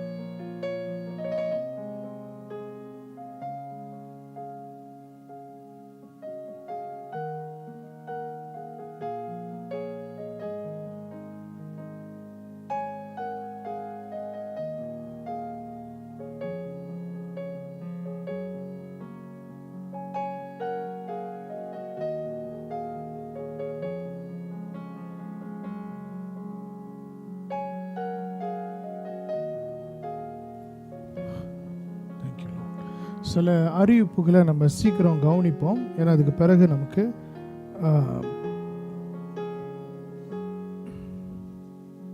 ப்ராக்டிஸ் இருக்குது. சர்ச் முடிஞ்சோன்னா ப்ராக்டிஸ் இருக்குது. தயவுசெய்து இருந்து நீங்கள் அந்த ப்ராக்டிஸில் நீங்கள் பங்கெடுக்கணும். பாட்டு அதாவது கேரளிங் அதை நீங்கள் ப்ராக்டிஸ் பண்ணணும். ரெண்டாவது நீங்கள் நடனம். இந்த தம்பரின் டான்ஸ் ஆடுற பிள்ளைங்க இன்றைக்கி சாயங்காலம் நாங்கள் இன்னொரு சர்ச்சுக்கு நாங்கள் போகிறோம் அலாம்ஜயாவில். அந்த பாஸ்டர் எனக்கு போன வாரம் ஃபோன் அடித்து எனக்கு விசேஷமாக அந்த அழைப்பு கொடுத்தாரு. நான் யோசித்து சொல்கிறேன்னு சொன்னேன். அதுக்கு பிறகு நாங்கள் செக் பண்ணிவிட்டு சரி ஓகே வரோன்னு சொல்லியிருக்கோம். ஸோ இன்றைக்கி சாயங்காலம் நாங்கள் அலாம்ஜயா என்று சொல்லி ஒரு லூத்ரன் சர்ச்சுக்கு நாங்கள் போகிறோம். அந்த சர்ச்சில் இன்றைக்கி ஒரு கேண்டில் நைட் டின்னர் நடக்குது. அதில் வந்து நம்ம பிள்ளைங்க வந்து அந்த கேண்டில் நைட் டின்னரில் ஒரு தம்பரின் டான்ஸ் ஆடுறாங்க. ஸோ நாங்கள் சாயங்காலம் போவோம். பெற்றோர்கள் அதை நீங்கள் கவனித்து கொள்ளுங்கள். 6 மணிக்கு அந்த நிகழ்ச்சி தொடங்கும். ஸோ நீங்கள் ஒரு 5:30 மணிக்கெலாம் நீங்கள் வந்து அங்கே சேரணும். ஓகே, 5:30 மணிக்கெலாம் நீங்கள் போய் சேர்ந்துடணும். ஸோ அங்கேலாம் இன்றைக்கி நம்ம ப்ராக்டிஸ் இருக்குது. அந்த ப்ராக்டிஸ்க்கு அதை நீங்கள் செக் பண்ணிக்கோங்க. அப்புறம் பிள்ளைங்க டான்ஸ் இருக்குது. பிள்ளைங்களோட சேர்ந்து சில பேர் மாதர்ஸ்லாம் நீங்கள் டான்ஸ் ஆடுறீங்க. ஸோ அதையும் நீங்கள் செக் பண்ணிக்கோங்க. அதுக்கப்புறம் நமக்கு கேரளிங் ப்ராக்டிஸ் இருக்குது. கேரளிங் ப்ராக்டிஸ் புக்கு எல்லாம் தயாராகிருச்சு. ஓகே, இந்த கேரளிங் புக்கு தயாராகிருச்சு. உங்களுக்கு ஒரு வேளை இந்த கிறிஸ்மஸ் தொப்பி வேணும் அப்படின்னு சொன்னால் நீங்கள் சொந்தமாக வாங்கி கொள்ளலாம். இல்லாட்டி நாங்கள் சர்ச்சிலேருந்து ஒரு 10-15 நாங்கள் எக்ஸ்ட்ரா வாங்கி வைக்கலாம் அந்த கேரளிங் யூஸ் பண்ணுறதுக்கு. பட் நீங்கள் வாங்க விரும்புனீங்கன்னா மெட்ரோ பாயிண்ட் DIY இருக்குல்ல, நீங்கள் அங்கே போய் பாருங்கள். ஒரு தொப்பி வந்து ஒரு வெள்ளி 10 காசு தான். ஓகே, ஒரு வெள்ளி 10 காசு. ஸோ நாங்கள் என்ன செய்கிறோம், ஒரு 10 15 நாங்கள் எக்ஸ்ட்ரா வாங்கி வைக்கிறோம். ஏன்னா அந்த அன்னைக்கு சர்ச்சில் கேரளிங் நடக்கும்போது அது நமக்கு அவசியமாக இருக்குது. மற்றபடி கேரளிங் கலந்து கொள்கிறவங்க நீங்கள் வாங்கணும்னு நினச்சா நீங்கள் போய் வாங்கிக்கலாம். அது சாதாரண டிசைன் தான், ஒரே ஒரு தொப்பி மேலே மாதிரி இருக்கும். ஆனால் விதவிதமாக இருக்குது, அது கொஞ்சம் விலை கொஞ்சம் ஜாஸ்தியாக இருக்கும். சரியா, நீங்கள் போய் வாங்கி கொள்ளலாம். But we will prepare about 15 we will prepare. அதோட கேரளிங் படிக்கிறவங்களுக்கு இந்த ஷாப்பிலேருந்து ஒரு லிங்க் அனுப்பி நீங்கள் ஏதாவது ஒரு டிஷர்ட் ஒன்று வாங்குங்க அப்படின்னு சொல்லியிருந்தோம். அது நீங்கள் வாங்கியிருப்பீங்கன்னு சொல்லி நான் நம்புகிறேன். அப்படி வாங்காட்டி அது நோ ப்ராப்ளம், நீங்கள் சோப்பு கலர் டிஷர்ட்டை நீங்கள் போட்டுக்கோங்க. சரிங்களா? எத்தனை பேர் வாங்கியிருக்காங்க? ஆக்சுவலி நானும் அதை வாங்கணும்னு சொல்லலை, பட் சில பேர் அதை விரும்பினதுனால நீங்களே பேசி சில பேர் முடிவு எடுத்துருக்குறீங்க. ஸோ அதனால் வி ஆல்சோ செட் ஓகே. எனக்கு வந்து இந்த தெரில, நான் ஷாப்பி வந்து அதில் வவுச்சர் கிடச்சிச்சு. 5 டிஷர்ட் வாங்கினோம், 30 வெள்ளி தான். ஓகே, 5 டிஷர்ட் 30 வெள்ளிக்கு வாங்கணும். சரிங்களா? ஸோ அதே மாதிரி நீங்கள் வாங்கிக்கொள்ளலாம். அப்படி இல்லாட்டி சோப்பு டிஷர்ட் போடுங்க. ஓகேங்களா? சரி, இப்போ அடுத்து டியூஸ்டே நமக்கு பைபிள் ஸ்டடி இருக்குது. இந்த ரெவலேஷன் புக்கை நம்ம இன்னும் முடிக்கவும் முடியாது நினைக்கிறேன். முடியாது, நம்ம தொடர்ச்சியாக நம்ம செய்வோம் அடுத்த வருஷம்.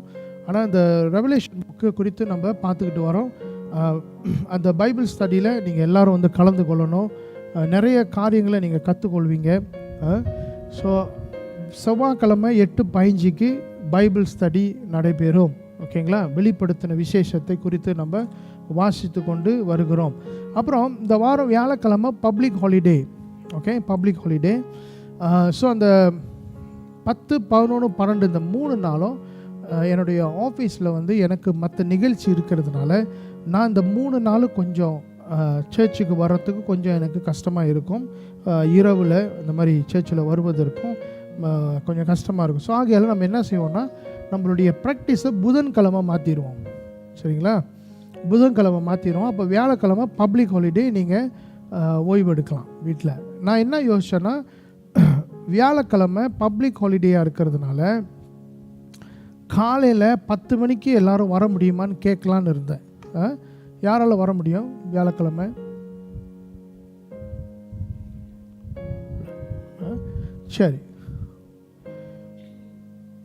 சரி, ஏன்னா நீங்கள் வியாழக்கிழமை பப்ளிக் ஹாலிடே நீங்கள்லாம் வந்துட்டிங்கன்னா காலையில் 10லேருந்து 12 மணி வரைக்கும் 2 ஹவர் மட்டும் கொஞ்சம் டெக்கரேஷன், ப்ராக்டிஸ், கடைசியான சில காரியங்களை நம்ம செய்யலாம். அப்படி இல்லாட்டி பரவாயில்ல, நம்ம புதன்கிழமை இரவே நம்ம வச்சிடலாம்.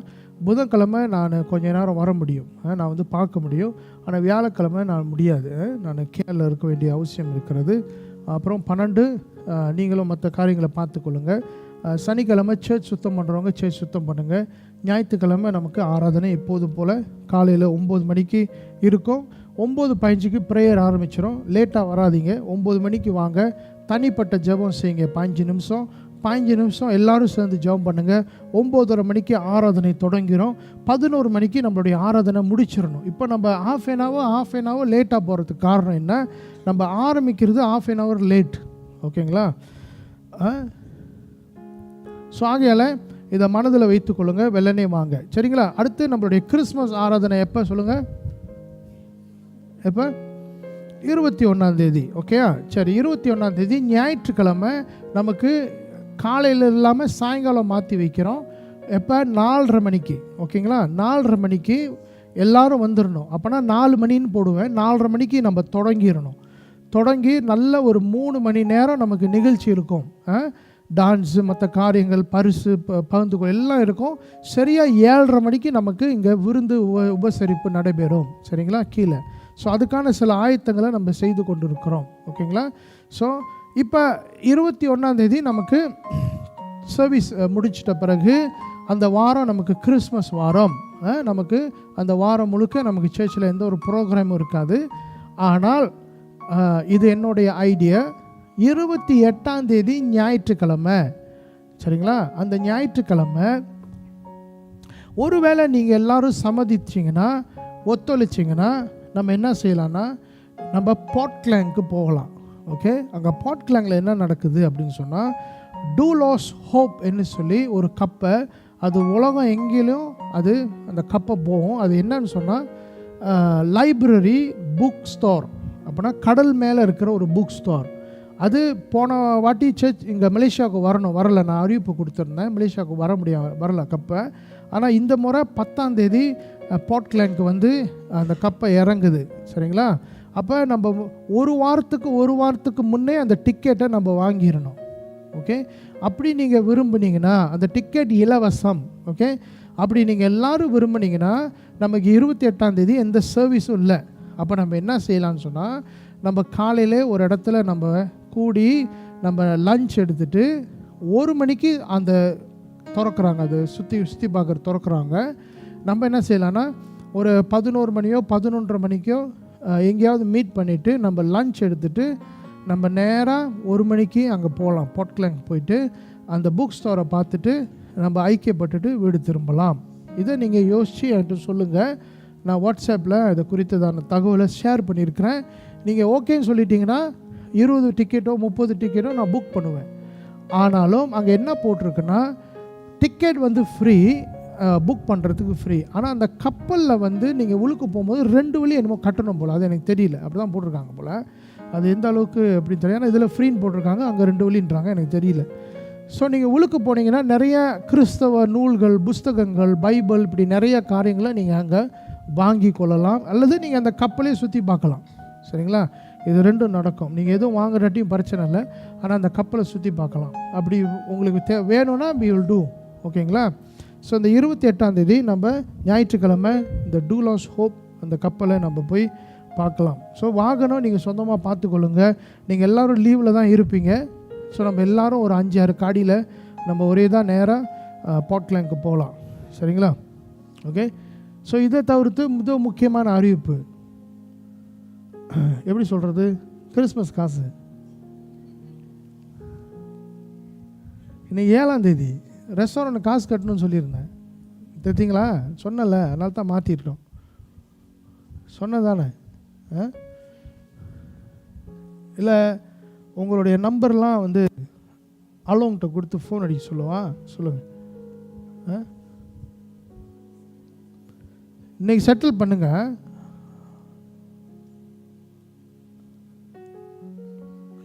சீரியஸாகவே எடுக்க மாட்டாங்க. சாப்பாடு வந்து நாங்கள் ஒரு லிஸ்ட்டு போட்டு அனுப்பிட்டோம், தேதியும் கொடுத்துட்டோம். அவர் வந்து ஓகேன்னு போடலை, சரின்னு போடலை, டிக்கும் போடலை. அப்படின்னா என்ன அர்த்தம்? காசு போட்டால் தான் சரி, அதான் அர்த்தம், சரிங்களா? எல்லாமே காசு தான், பாருங்களேன். சரி, ஓகே. இன்னைக்கு 7ஆம் தேதி, இன்னையோட இந்த கிறிஸ்மஸ் கலெக்ஷன் முடிவடைகிறது. Settle the payment, okay. இது வரைக்கும் சில பேருடைய காசு தான் சர்ச் அக்கௌண்ட்டில் இருக்குது, மற்ற எல்லா காசும் வந்து நீலா நீங்கள் வச்சுருக்கிறீங்க, ஓகேங்களா? ஸோ கிட்டத்தட்ட 520 தான் சர்ச் பேங்கில் இருக்குது தானே, 520 தான் சர்ச் பேங்கில் இருக்குது தானே. அப்போ தான் அன்றைக்கி அப்போ தான் கணக்கு பண்ணோம். ஸோ ஆகையால் பேங்க்கில் போட்டவங்க பேங்க்கில் இருக்குது, மற்றபடி சிஸ்டர் நீலா தான் அதுக்கு பொறுப்பு. அவங்க கிறிஸ்மஸ் காணாம போயிட்டாங்கன்னா அவங்கள போய் நீங்கள் எங்கே தேடணும்னு நான் சொல்கிறேன். சரி, இப்போ அதுக்கு அவங்க கலெக்ஷன் பண்ணுறாங்க. பே த மணி.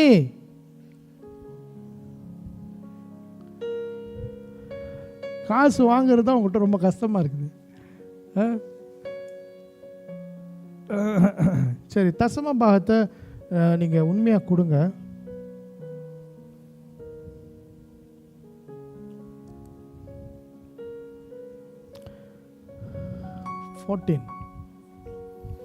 ஓகே. அடுத்த வாரம் வந்து சரி இந்த காசை பற்றி பேசிடுவோம். இன்னைக்கு காசு கொடுத்துருங்க, உங்கள் வீட்டு நான் வருவேன்.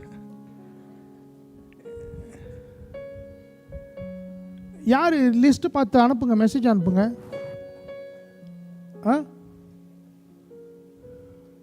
நாங்கள் காசு கொடுப்போன்னு நீங்கள் பயப்படாதீங்க. கடைசியில் நாங்கள் தான் கட்ட போகிறோம். நீங்கள் பயப்படாதீங்க, நாங்கள் தான் கட்ட போகிறோம். நாங்கள் எப்படி கட்டி தான் ஆகும், வருஷம் கட்டிட்டு 10 வருஷமாக கட்டிட்டு தான் இருக்கிறோம். பயப்படாதீங்க, நான் கட்டிடுவோம்.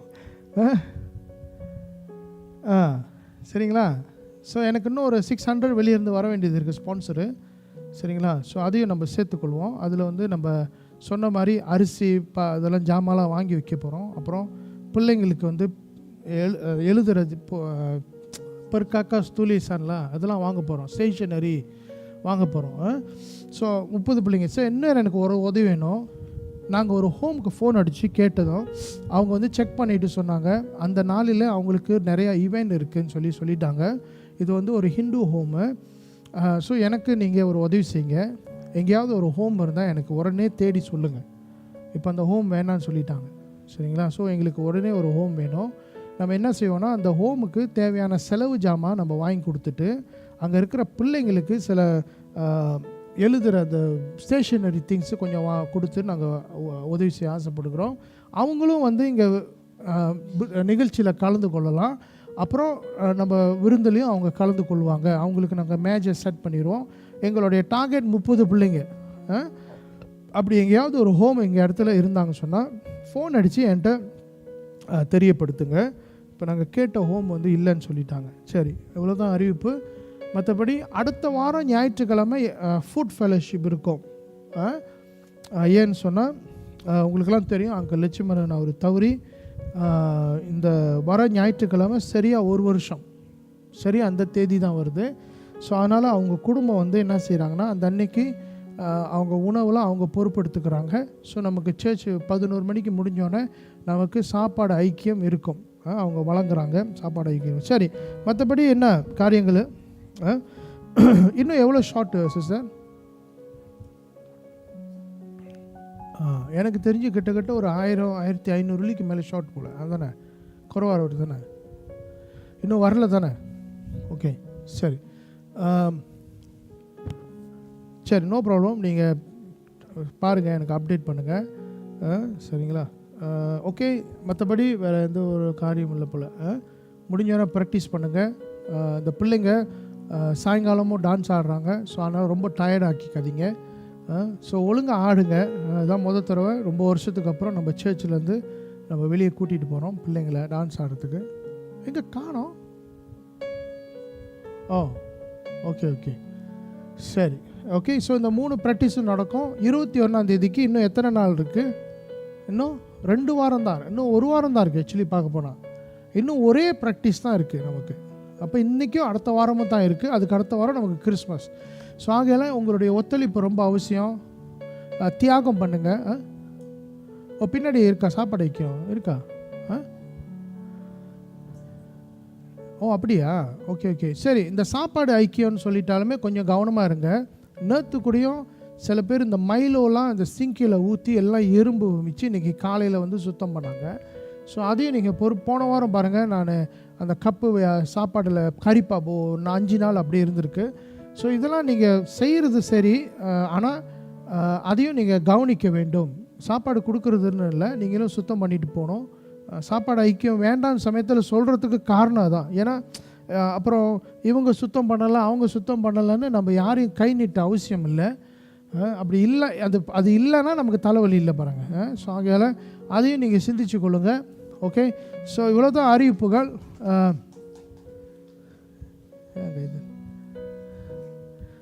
அவங்க வேறு சர்ச்சுக்கு போயிட்டு வராங்க, அங்கே ஊழியம் செஞ்சுட்டு தான் வராங்க. சரி, அவங்க நம்ம சர்ச்சுக்கும் ஊழியம் செய்கிறாங்க, ரொம்ப சிரமப்பட்டு ஊழியம் செய்கிறாங்க. சரி, ஓகே ஓகே. ஸோ இவ்வளோ தான் அறிவிப்புகள். இந்த கிறிஸ்மஸ்க்காக கொஞ்சம் பிரயாசப்படுங்க. நம்ம நல்லா சிறப்பாக செய்ய போகிறோம். இந்த சிறு கிறிஸ்மஸை நல்ல ஒரு ஆராதனையாக செய்ய போகிறோம். இது ரொம்ப ஒரு மெமரபுளாக இருக்கணும்னு சொல்லி நான் ஆசைப்பட்றேன். இந்த வார்த்தையை கவனிச்சுக்கோங்க. இந்த கிறிஸ்மஸ் ஆராதனை நல்ல ஒரு மெமரியாக நமக்கு இருக்கணும். ஓகே, நல்ல ஒரு மெமரபுளான ஒரு ஆராதனையாக இருக்க வேண்டும். அல்லேலூயா, ஆமென். சரி, கர்த்தர் நல்லவர். நம்ம எழுந்து நின்று ஜெபம் பண்ணி நம்ம முடிப்போம். நான் ஜெபம் பண்ணுவேன், நான் ஜெபம் பண்ணுறேன். சரி, ஓகே பிரதர், விட்டு கொடுக்குறீங்களா? அல்லேலூயா. நல்ல ஆண்டவரே, இந்த நாளில் ஆண்டவர் எங்களோடு இடைப்பட்டீங்க, அதுக்காக நன்றி. எங்களோடு நீங்கள் பேசுனீங்க, அதுக்காக நன்றி. எங்களுக்கு கண்மலையாக இருக்கிறவரே, கட்பாரியாக இருக்கிறவரே, உம்மை துதிக்கிறோம். எங்களுக்கு முன்பதாக எவ்வளோ தேவைகள் இருக்குது, எவ்வளோ காரியங்கள் இருக்குது, அவைகளெல்லாம் உம்முடைய பொறுப்பாதத்தில் வைக்கிறோம். அவைகள் எல்லாத்தையும் நீங்கள் சந்திக்க வல்லவராக இருக்கிறீங்க. விசேஷமாக இந்த கிறிஸ்துமஸ் நிகழ்ச்சி இதை சிறப்பாக கொண்டாட ஆண்டவர் எங்களுக்கு கிருபையாக செய்யுங்கப்பா. Thank you Lord. ஒவ்வொரு நிகழ்ச்சியும் உடைய கரத்தில் ஒப்பு கொடுக்குறேன். பங்கு பெறுகிற ஒவ்வொரு பிள்ளைகளையும் உடைய கரத்தில் ஒப்பு கொடுக்குறேன். பாதுகாத்து கொள்ளுங்க, மறைத்து கொள்ளுங்க. Thank you Lord. வந்த பிள்ளைகளை ஒவ்வொருத்தரையும் ஆசீர்வதிப்பீராக. இன்னைக்கு எடுத்த காணிக்கைகள் தசமமாக உடைய கரத்தில் ஒப்பு கொடுக்குறேன். அல்லேலூயா. அதை பெருக பண்ணுங்க ஆண்டவரே. எல்லா தேவைகளையும் சந்திக்க வேண்டும் என்று சொல்லி ஜெபிக்கிறோம். ஐக்கியத்தையும் ஆசீர்வதிங்க. அல்லேலூயா. எங்கள் மத்தியில் இல்லாத சகோதர சகோதரர்களை நினைவு கூறுகிறோம். அவர்களையும் சபைக்கு கொண்டு வர வேண்டும் என்று சொல்லி ஜெபிக்கிறோம் அப்பா, இயேசுவின் நாமத்தில். ஆமென், ஆமென், ஆமென், ஆமென். எல்லாரும் சேர்ந்து சொல்லுங்க, அவர் எனக்கு கண்மலை. சொல்லுங்க, அவர் எனக்கு கட்பாறை, அவர் எனக்கு கண்மலை, அவர் எனக்கு கட்பாறை. ஹல்லேலூயா, ஆமென். ஸோ நம்ம மத்தியில் ஒரு புது சகோதரர் வந்திருக்கிறாரு. அவரோட இப்போ எல்லாரும் அறிமுகப்படுத்தி கொள்ளுங்க. Welcome brother. பிரதர் 6 மாதமாக இங்கே இருக்கிறாரு. இன்றைக்கி தான் இங்கே சர்ச் இருக்குன்னு அவர் கண்டுபிடிச்சி நேரம் வந்திருக்கிறாரு. ஹல்லேலூயா. ஸோ தொடர்ந்து வாங்க பிரதர். ஓகே.